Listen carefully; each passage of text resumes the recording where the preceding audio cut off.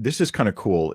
It's like God knows every false religious way of twisting Christianity, and he put in the scriptures all the refutations we would ever need.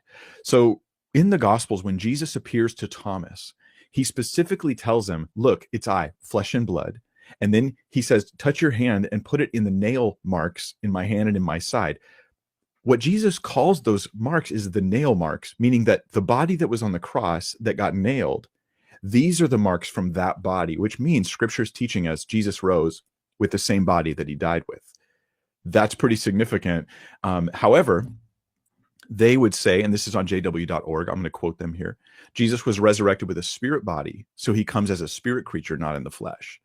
And that would direct contradiction with scripture and essential Christian truth. There's other things about Jesus they would teach. For instance, we look forward to the second coming of Christ. They teach that Jesus already did show up. His coming already came, and he had an invisible return in 1914. Now, historically, the reason they got to this is interesting.